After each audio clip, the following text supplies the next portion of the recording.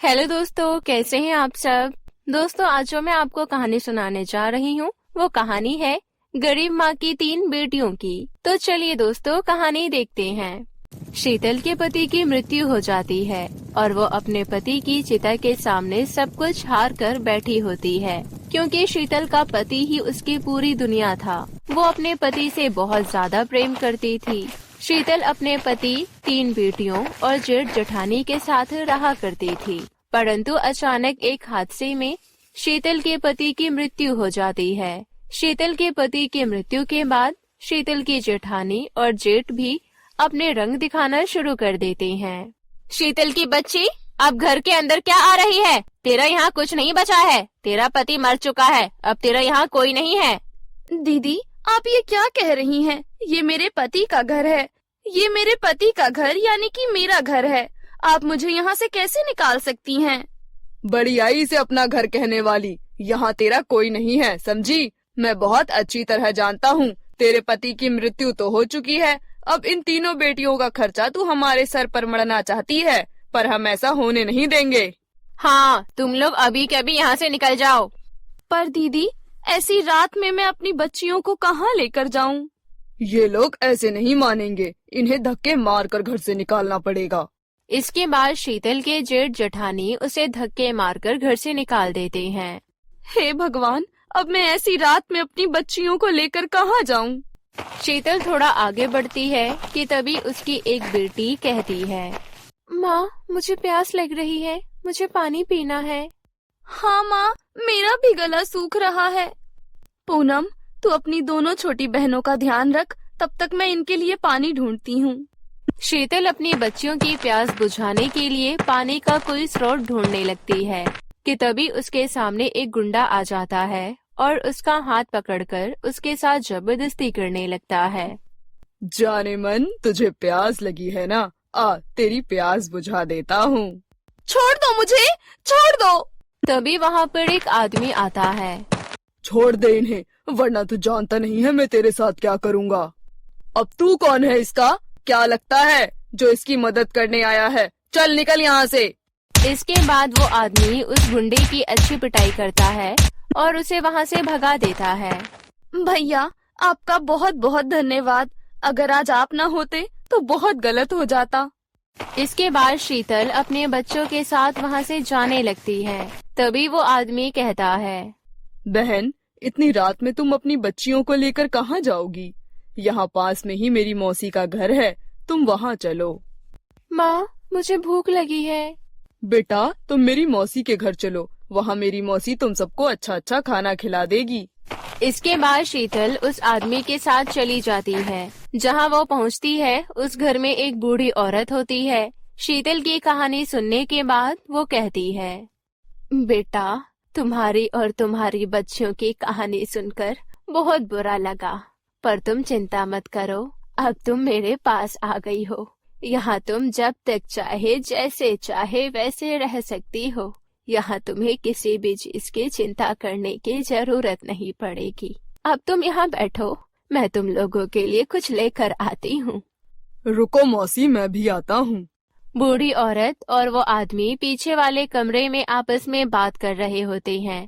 तभी शीतल अपने बच्चों से कहती है, बच्चों, तुम यहीं रुको, मुझे उन अंकल से कुछ पूछना है, मैं अभी आती हूँ।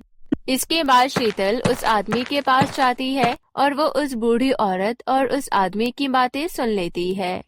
देखो मौसी, 4 मुर्गियाँ फंसा कर लाया हूँ और 3 मुर्गियाँ तो एकदम ताजी हैं। इनके तो हमें अच्छे दाम मिल जाएंगे ना? हाँ, दाम तो अच्छे मिल जाएंगे, पर इन्हें पता तो नहीं लगा ना कि तू इन्हें अपनी मौसी के घर नहीं बल्कि कोठा उठा कर लाया है। ये सब सुनकर तो शीतल के होश उड़ जाते हैं। नहीं, मैं अपनी बच्चियों के साथ कुछ गलत नहीं होने दूंगी। मुझे अपने बच्चों को लेकर यहाँ से जल्दी निकलना होगा। इसके बाद शीतल अपने बच्चों के पास आती है और उन्हें धीरे से कहती है, बच्चों, हमें यहाँ से जल्द निकलना होगा। ये जगह हमारे लिए सुरक्षित नहीं है। तुम लोग एक एक करके यहाँ से निकलना, हम यहाँ से जा रहे हैं। यहाँ किसी को पता नहीं लगना चाहिए। इसके बाद शीतल अपनी बच्चियों को एक एक करके वहाँ से निकालने लगती है और वहाँ से भाग जाती है। उन लोगों को भागते हुए वो बूढ़ी औरत और वो आदमी देख लेते हैं और वो शीतल का पीछा करने लगते हैं। अरे इन्हें पकड़, अगर ये भाग गई तो इतना बड़ा सौदा भी हाथ से निकल जाएगा। रुक जा, नहीं तो देख मैं तेरा क्या हाल करूँगा। रुक जा, तुझे मुझसे कोई नहीं बचा सकता। मेरी बच्चियों, जितना तेज भाग सकती हो भागो, रुकना नहीं है।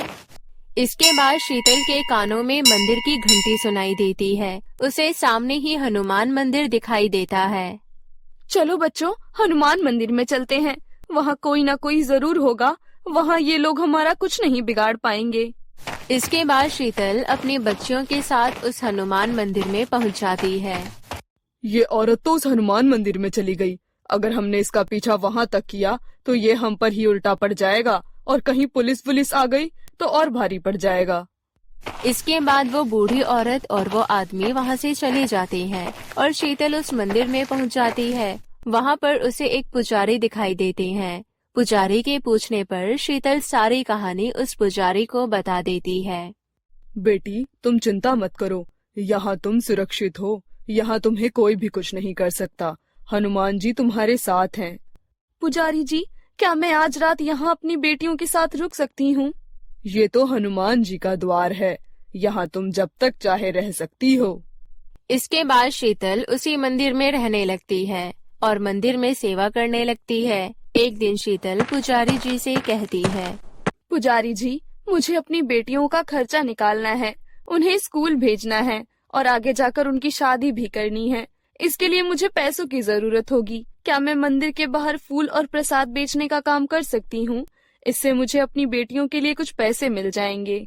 हाँ बेटी, ये तो बहुत ही अच्छा विचार है। तुम चिंता मत करो, मैं उन फूल और प्रसाद वालों को जानता हूँ। मैं उनसे तुम्हें उधार सामान दिलवा दूंगा। तुम उन सामान को मंदिर के बाहर बेचते रहना और धीरे धीरे अपना उधार चुका देना। इससे तुम्हारा काम बन जाएगा। इसके बाद शीतल मंदिर के बाहर फूल, माला और प्रसाद की दुकान लगाने लगती है। धीरे धीरे समय बीतता है और 15 साल इसी तरह से निकल जाते हैं। अब शीतल की तीनों बेटियां बड़ी हो चुकी थी।